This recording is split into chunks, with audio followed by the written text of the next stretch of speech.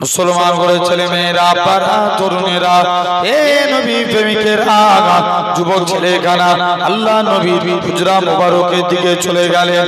ইয়া রাসূলুল্লাহ হাবিবাল্লাহ, ইয়া রাসূলুল্লাহ হাবিবাল্লাহ, হুজুর আমি কাজ করতে যাই, মনে পড়ে যায় আপনার মুখকে আসি।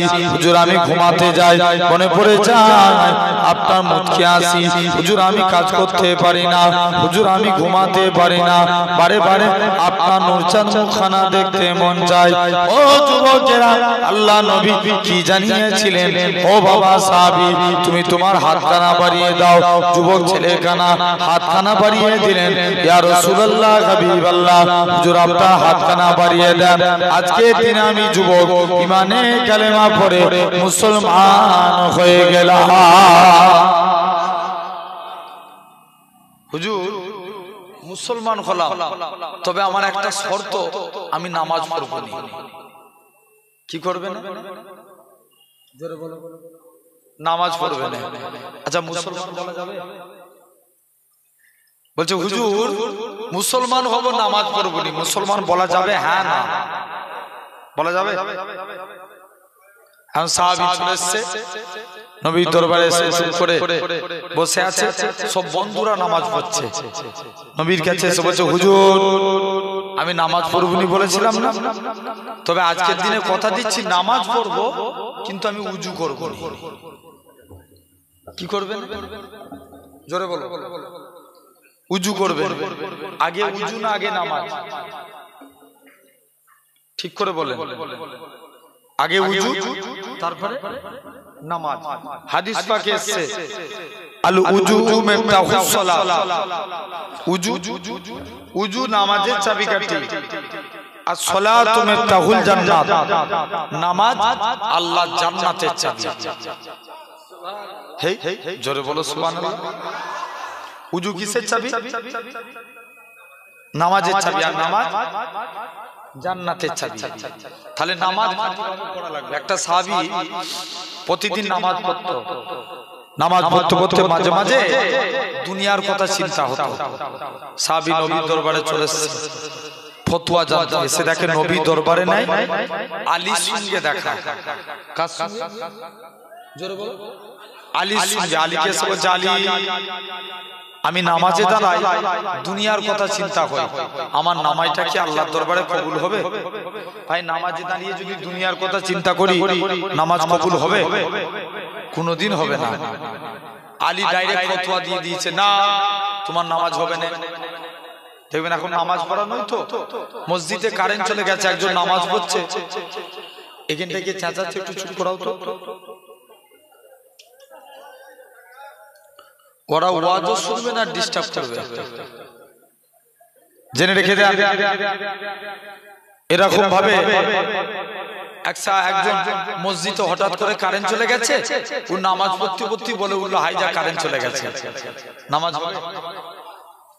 কোনোদিন হবে না। যুবক এখন নবীর দরবারে চলে এসেছে, এসে বলছে হুজুর আমি নামাজ পড়বনি বলেছিলাম না, তবে আজকের দিনে কথা দিচ্ছি হুজুর যাই। যুবকটা যে আলী ফতোয়া দিয়ে দিয়েছে তোমার নামাজ হবে না, সে বাড়ি চলে গেছে।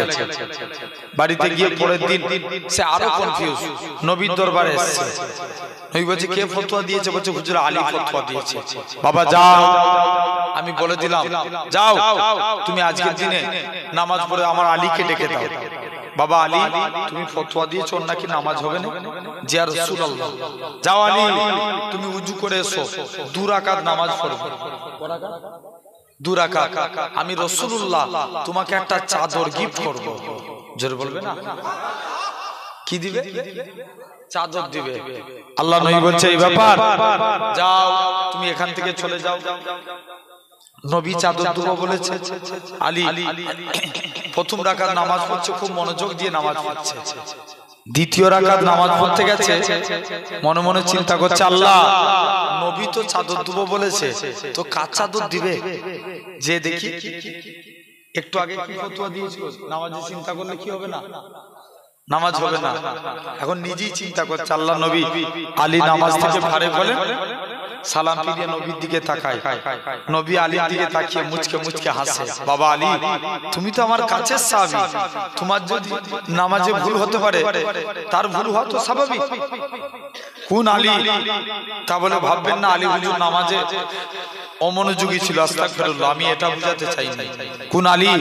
কোন এক টাইমে আলীর পায়ে তীর লেগে গেছে, তীর ঢুকে যাওয়া সহজ, বার করা অনেক কঠিন, আলীর পা থেকে তীর বেরোয় না। মুসলমান করে ছেলে মেয়েরা, পাকা তরুণেরা, হে নবী প্রেমিকেরা, কোন আলীর কথা বলে আল্লাহ নবী কোন এক টাইমে আল্লাহ নবী আগিয়ে আগিয়ে যায়, হযরতে আলী আল্লাহ নবী পিছু পিছু হেঁটে হেঁটে যায়। হযরতে আলী দেখে কে যেন আল্লাহ নবীকে বারে বারে সালাম দেয়। হযরতে আলী চতুর্দিকে তাকায়, কোন জায়গায় কাউকে দেখতে পায় না। ও যুবকেরা, ও মুরব্বি বাপেরা, হযরতে আলী চতুর্দিকে তাকায়, কোন জায়গায় কাউকে দেখতে পায় না।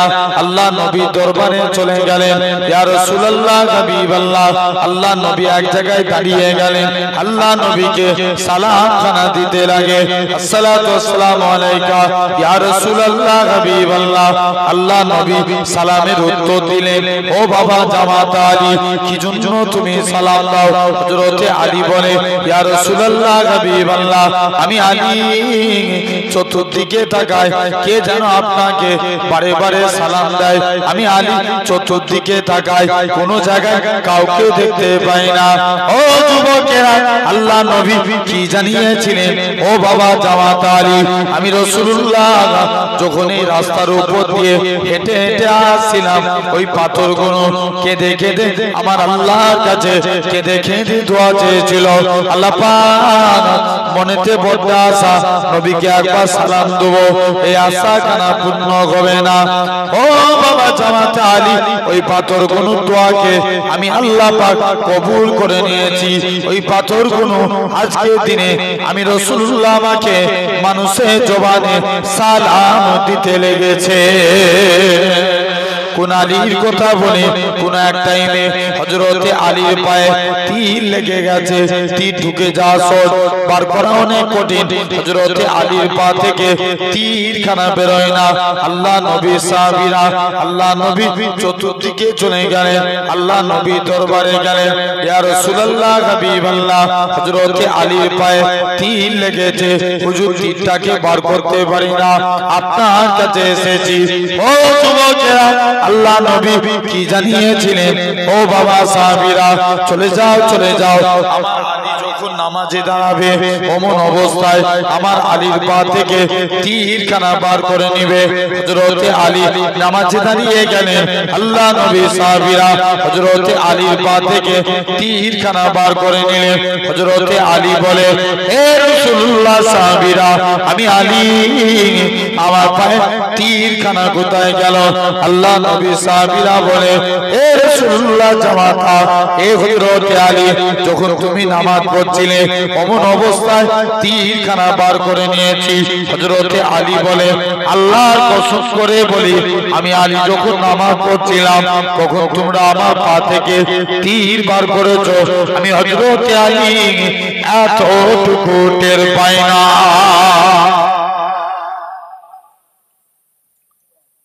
জেনে রেখে দাও, তাহলে সেই এখন সাহাবী নবীকে যে কি বলেছে, কি করব, ওযু করব, কি করবেন না, নামাজ পড়ব, ওযু করব না।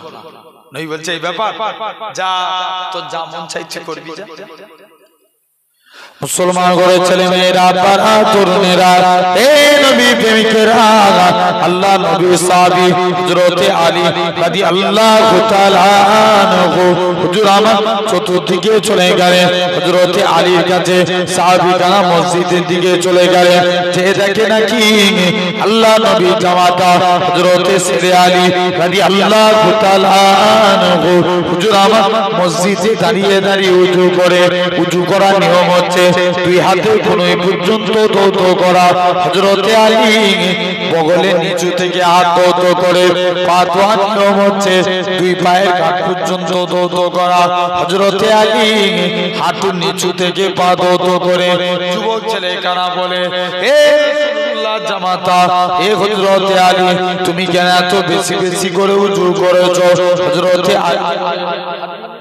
হযরতে আলী বলে ওগো বাবা যুবক আমি রাসূলুল্লাহ যখন এরকম ভাবে আমি আলীর কাছে যখন আস্তে আস্তে চলে আসলাম আমি আলীর কাছে যখন হযরতে আলী বলে যখন পার হই আল্লাহ নবী বলে আমি কাঠ পর্যন্ত ধৌত করো কেন বলে আল্লাহ নবী জানিয়েছেন যে জায়গায় উজুর পানি ঠেকবে ওই জায়গা থেকে নূর চমকাতে লাগবে হযরতে আলী বলে আল্লাহর কসম তাই আমি বেশি বেশি করে উজু করে সাহাবী খানা আল্লাহ নবীর দরবারে চলে গেলেন ইয়া রাসূলুল্লাহ হাবিবাল্লাহ ইয়া রাসূলুল্লাহ হাবিবাল্লাহ হযরত আজকে দিনে আলীর কাছ থেকে চলে এসেছি হুজুর আমি নামাজ পড়বনি বলেছিলাম না কথা দিলাম 5 ওয়াক্ত নামাজের আগে 5 বার উজু করে গোসল করে নামাজ পড়ব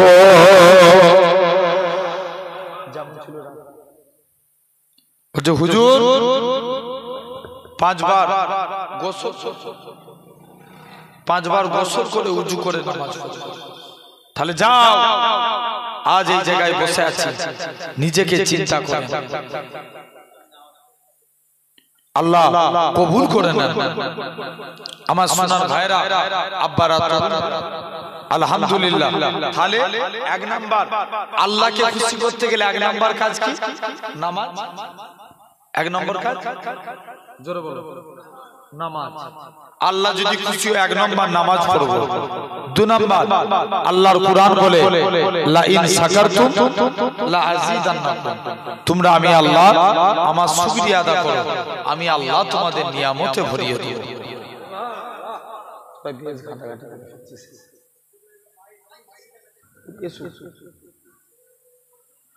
জেনে রেখে দেন 2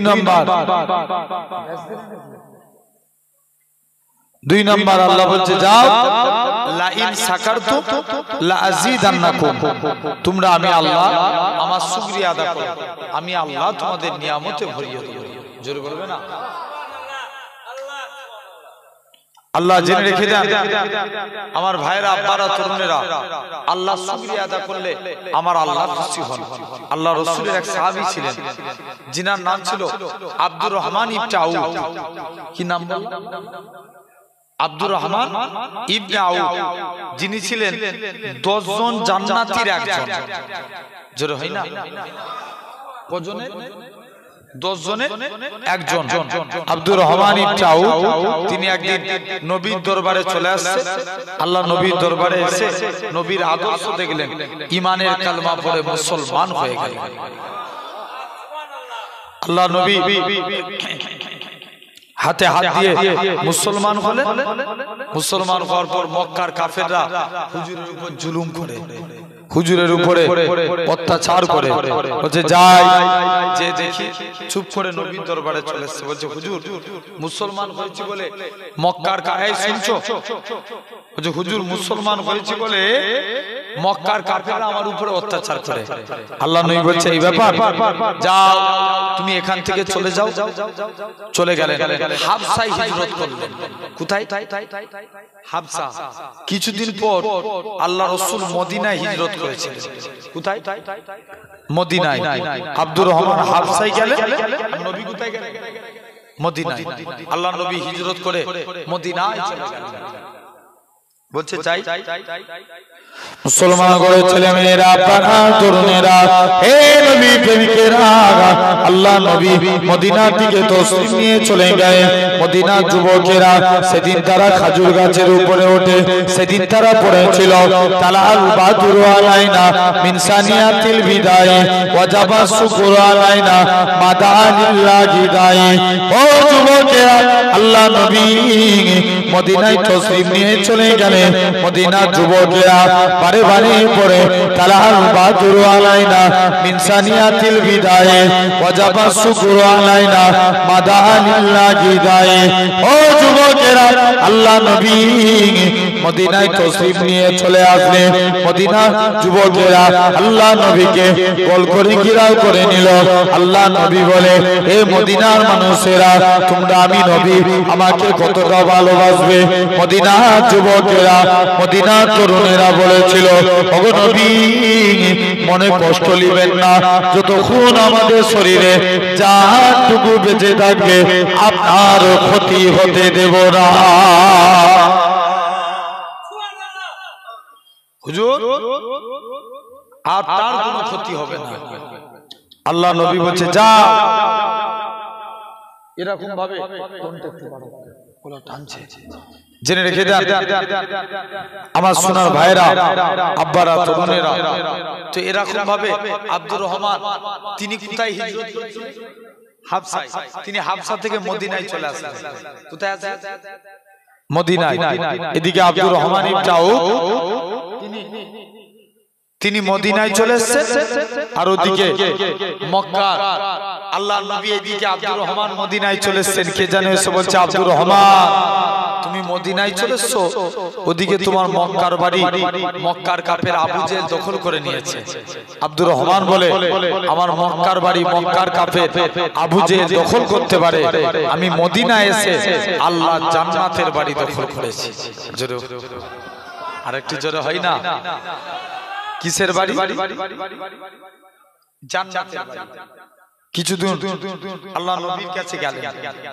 আল্লাহ নবী বলছে, বাবা আব্দুর রহমান তুমি ইসলামের জন্য অনেক কষ্ট স্বীকার করলে না? বলছে, হুজুর তুমি আমার জন্য দোয়া করো, এটাই আমার জন্য যথেষ্ট। জোরে বলবে না? আব্দুর রহমান ইবনে আউফ আস্তে আস্তে করে বলছে, যাও তুমি এখান থেকে চলে যাও, হুজুর আপনি আমার জন্য দোয়া করুন। আল্লাহ নবী খুব মনোযোগ দিয়ে শুনেন। ওয়াজ শোনার জিনিস না বুঝার জিনিস? বুঝার জিনিস। বুঝলে আবু বকর, না বুঝলে আবু জেহেল, ঠিক কি না? তাহলে মেন জিনিস বুঝতে হবে। জেনে রেখে দেন, বুঝলে আবু বকর আর না বুঝলে আবু জেহেল। আমরা কার দলে থাকবো? আবু বকরের দলে। কারা একবার হাত ধরে দেখার থেকে কষ্ট দিচ্ছে? নারে তাকবীর, জোর করে দেন নারে তাকবীর। মেন জিনিস তাহলে বুঝতে হবে, বুঝতে যদি পারি তবেই লাভ, তা নাহলে সব বেকার। জেনে রেখে দেন, আল্লাহ নবী সাহাবী আব্দুর রহমান ইবনে আউফ তিনি কি করলেন? চলে গেলেন সাদ বিন রাবির সঙ্গে ভাই ভাই সম্পর্ক করে দিলেন। কিছু দূর গেছে, সাদ বিন রাবি আব্দুর রহমানের কাছে যে চুপ করে দাঁড়িয়ে আছে। কি ব্যাপার? বলছে, আপনার কাছে এসেছে। বলছে, যাও, নবী যেহেতু তোমার ভাই বানিয়েছে, তুমি তো মদিনায় এসে বেকার হয়ে গেছো, কেউ তোমায় মেয়ে দিবে না, তাই অর্ধেক সম্পত্তি আমার, অর্ধেক তোমার, তুমি কি এতে রাজি? আব্দুর রহমান বলে, না, এতে আমি রাজি না। বলছে, তুমি কিসে রাজি? বলছে, যাও তুমি এখান থেকে চলে যাও, তুমি তো বেকার, কেউ তোমায় মেয়ে দিবে না, আল্লাহ আমার দুইজন স্ত্রী দিয়েছে, তোমার যাকে পছন্দ তুমি তাকে, আমি তাকে তালাক দেবো, তুমি তাকে বিবাহ করো। আব্দুর রহমান বলে, না, এতেও আমার চাই না। চলে গেলেন। বলছে, কি চাও? ব্যবসা লাইন ধরলেন, ব্যবসা করতে লাগলেন। কদিন আল্লাহ শুকরিয়া আদা করলেন, আল্লাহ ব্যবসায় বরকত দিলেন। কিসে বরকত দিলেন? ব্যবসায়। কদিনের মধ্যে বড় লোক হয়ে গেল, সুন্দর একটা বাড়ি তৈরি করলেন, সুন্দরী মেয়ে দেখে বিবাহ করলেন। আব্দুর রহমান ইবনে আউফ নবীর কাছে গেছে। আল্লাহ নবী বলছে, বাবা তুমি কোথায় টাকা পেলে? হুজুর আপনি আমার জন্য দোয়া করুন। এখন আসছে আগের মতন পীর মুরিদি টান আছে? আগে একটা পীর মুরিদি টান আলাদা ছিল, ঠিক কি না? আর এখন পীরও যেমন মুরিদও সেরকম। ভুল বলছি না ঠিক বলছি? হচ্ছে না? এক পীর সাহেব মুরিদের বাড়িতে দাওয়াতে গেছে, মুরিদ পীর সাহেব খাসি, গরু, মুরগি